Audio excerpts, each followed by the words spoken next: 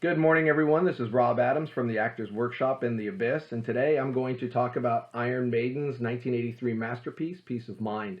One of the things I'm always telling my actors is beyond the acting part, the business, the acting itself, you need to know information. You need to read. You need to study history. You need to know so many things beyond just the general stuff because you never know when you're going to have to talk about something. You're never going to know when it's going to come up in a script or you're going to have to reference something or someone,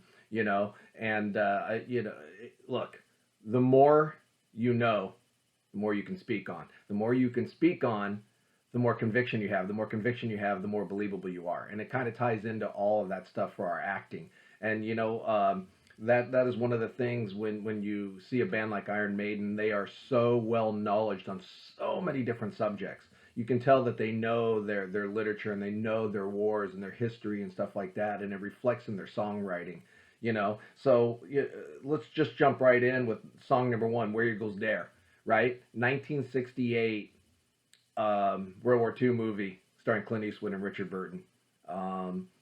Great movie, good song to be dedicated to that movie, and they even use some of the lines from the movie when they do it live with Richard Burton's voice, which is kind of cool. The second song on the list, Revelations.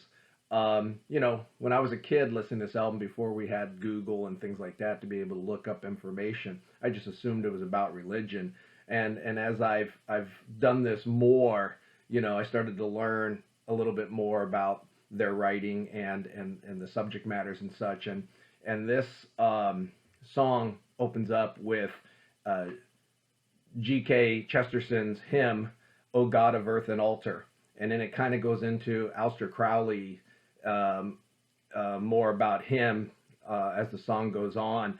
And he was an occultist, he was a poet, he was a painter, he was a bunch of stuff, and there's a lot of positivities about him in history, but there's also a lot of negativities about him, and he's pretty popular in England.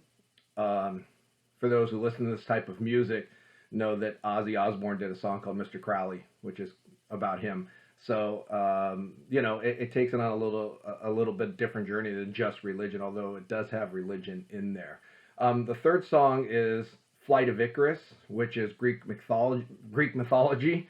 The real myth story of the Flight of Icarus is that Icarus and his dad were imprisoned, and in order to escape, they made wings of feathers and wax. But of course, Icarus dies because he flies too close to the sun. Lead singer and Bruce Dickinson, who wrote this song, he kind of did a little twist on it about teenage rebellion against adult authority, and basically that's what causes Icarus to die in the song. So a little twist on it, but still based on the Greek mythology. The fourth song is Die With Your Boots On. Die With Your Boots On is, a saying that you are dying while you're fighting. It is, a never quitting attitude. It's a never give up, and it's kind of based on that.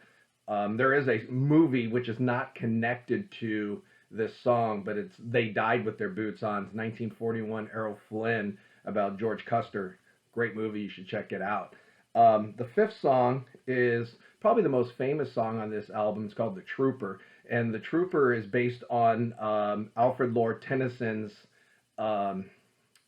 story, The Charge of the Light Brigade, which is based on the 1854 Battle of Balaclava, which was during the Crimean War. So a factual thing that had happened at that time, and The Trooper is based on that event. After that is a song called Still Life, which is kind of a cool song. It's based on a short story about the inhabitant of the lake, and basically this guy's hearing voices or spirits coming from this lake, and he's constantly, when he's around the lake, hearing it, and then he starts having nightmares about it. and eventually ends up jumping in the lake with his girlfriend.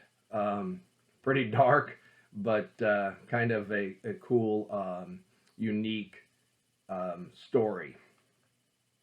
Next song on the CD is Quest for Fire, based on the 1981 movie Quest for Fire, and basically it's kind of a prehistoric epic movie. It won a lot of awards back in the day. The basic story is that this group of cavemen have the ability of fire, and they keep this flame lit so they can keep their fire. Well, they get into a battle with another tribe and end up losing the fire. And so they panic, basically trying to figure out how to get the fire back, right? And so they send 3 people from their tribe on the quest for fire. Well, the rest is either in the song you got to listen to or watch the movie.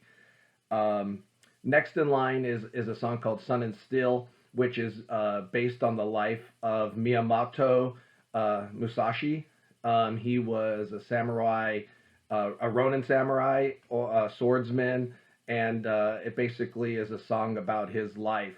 And then the last song on the CD is a song called To Tame a Land, which is based on the 1965 novel Dune, which of course later on in the 80s became a movie and such.